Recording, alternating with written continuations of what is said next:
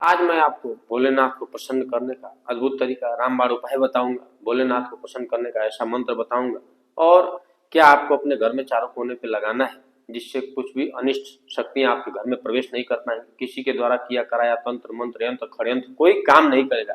बस ऐसा उपाय, ऐसा विधि, ऐसा विधान बताऊंगा कि शिव आपके घर में हर कण कण में रम जाएंगे और आप स्वयं शिवत्व अनुभव करेंगे अपने आप को।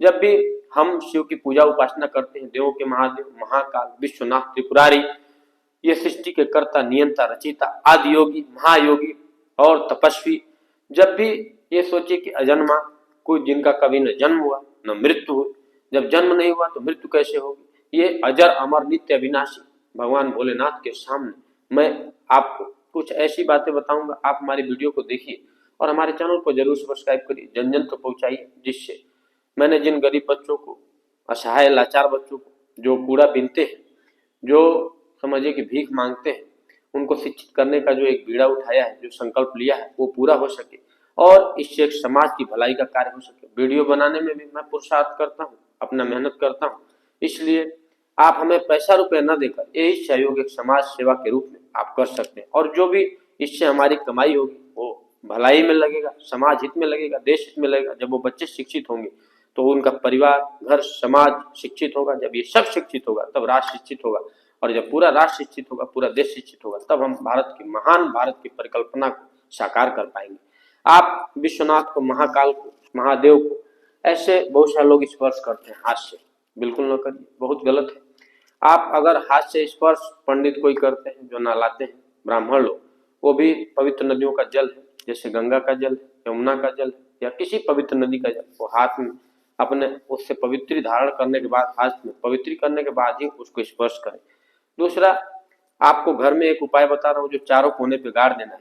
भगवान पे चढ़ी हुई जो भी पुष्प है, बिल्वपत्र है, अक्षत है, वो थोड़ा सा लीजिए और तोड़ के, और जो भी मिट्टी है भगवान के मंदिर की, या तो सामने का ले लीजिए या तो जहाँ पे पानी गिर रहा है, और ये जल भी ले लीजिए जो भगवान पे चढ़ रहा है गिर रहा है, उसको चारे कोने पे आप घर में लगा दीजिए और देखिएगा सारे अनिष्ट, सारी बुरी शक्तियां, आपके सारे दोष उसी दिन समाप्त हो जाएंगे। आप यकीन मानिए, जब आप ये काम करिएगा और भगवान के, जब भी आप महादेव को पूजा करें, जल दीजिए, ओम त्र्यंबकम यजामहे सुगंधिम पुष्टिवर्धनम उर्वारुकमिव बंधनान् मृत्युर्मुक्षीयमामृतात्, इस मंत्र का जप करिए, या ओम नमः शिवाय, ओम नमः शिवाय 108 बार या 11 बार, 21 बार, जितना आप यथाशक्ति यथा सामर्थ्य हो सके उतना ही करिए। जल देते समय पूर्ण पवित्रता, पूर्ण श्रद्धा, पूर्ण विवेक, भक्ति में पूरे रम जाइए, पूरे खो जाइए और इस तरीके से आप महादेव की भक्ति करिए और आप देखिए कि उसका बहुत ही चमत्कारिक परिणाम होगा। आप महादेव की भक्ति करिए, लेकिन महादेव ने तो विष पान किया, महादेव ने इतना त्याग, इतना तपस्या, इतना पुरुषार्थ, सब लोग जानते हैं कि हिमालय पे रहते हैं, हजारों हजारों लाखों लाखों साल तक तपस्या में लीन रहते हैं। तो आप जब भक्ति कर रहे हैं तो आलसी मत बनिए। बहुत सारे लोग, बहुत सारे पंडित लोग, हमारे धर्माचार्य लोग, धर्मगुरु लोग बोलते हैं जल दे दीजिए सारा काम हो जाएगा। भैया नहीं, जल देने के बाद 18 घंटे काम करिए। कर्म प्रधान विश्व करी राखा, जो जस कर तो ताहि फल चाखा, कर्मणेवाधिकारस्ते मां फलेषु कदाचन, जिस दिन घमंड अपने सर से उतार देगा, उस दिन तुझे विधाता अनमोल प्यार देगा। अब जब हम आलसी हो जाते हैं भक्ति करने के बाद, तभी उसका पूरा परिणाम, पूरा फल नहीं मिलता है। और इस तरीके से भक्ति में आप रमिए। अगर 2 मिनट ही भगवान के मंदिर में, तो अपने आप को पूर्ण समर्पित करिए, अपने बुद्धि को, विवेक को, चित्त को, चेतना को, मन को पूर्ण रूप से भगवान में लीन करिए, तब उसका फल मिलेगा। और कहीं भी आप जाना है, आपको किसी भी काम के लिए, शुभ कहीं भी जा रहे हैं, आप दिन की शुरुआत कर रहे हैं, तो ये जो भगवान के चढ़े हुए जल है या पवित्र नदियों का जल है, उसको अपने मस्तक पे लगाइए, तिलक करिए और फिर निकल जाइए। आपके सारे काम बनने शुरू हो जाएंगे। भगवान की भक्ति करिए। अगर आपको कोई मंत्र, कोई सूत्र नहीं आ रहा, ऐसे ध्यान करिए और 1-2 मिनट तक बैठ जाइए। और इस तरीके से जब पूजा करने के बाद आप पुरुषार्थ करेंगे, कर्म करेंगे, जैसे शिव ने किया, शिव सबसे ज्यादा कर्म किए, तब तो देव के देव महादेव कहलाए, सबसे ज्यादा त्याग तपस्या किया, सबसे ज्यादा पुरुषार्थ किया, तब इनकी पूजा होती, तब इनको महादेव कहा जाता है, तब विश्वनाथ कहा जाता है। ये सृष्टि के कर्ता, नियंता, रचयिता, ये पालन करता, ये संहारक, समय देखकर संहार भी करते हैं और सबसे हमारी रक्षा भी करते हैं, हमारे जीवन को चलाते भी है, हमारी सांसों को चलाते हैं।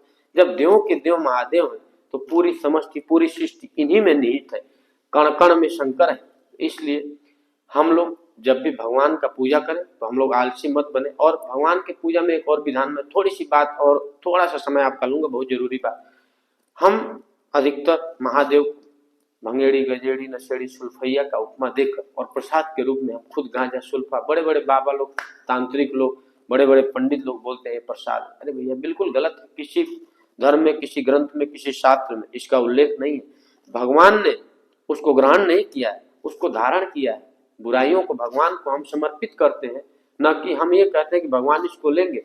भगवान के अंदर वो शक्ति और सामर्थ्य है कि विष पीकर भी अपने आप को अजर अमर नित्य अविनाशी कर सकते हैं, अपने आप को बचा सकते हैं, तपा सकते हैं, सृष्टि के लिए कुछ भी पी सकते हैं, कुछ भी खा सकते हैं, लेकिन कोई प्रभाव उनके ऊपर नहीं पड़ेगा, क्योंकि उनका त्याग, तपस्या, पुरुषार्थ, उनकी हजारों हजारों साल की जो शरीर की ओज तेज है वो विद्यमान है। आप हमारी बातों को अधिक से अधिक शेयर करिए, हमारे चैनल को सब्सक्राइब करिए और जन जन तक पहुंचाइए कि शिव की भक्ति इस तरीके से आप करिए, फिर उसका परिणाम देखिए। वंदे मातरम। जय हिंद, जय भारत, जय हिंदुस्तान, जय जय श्री राम।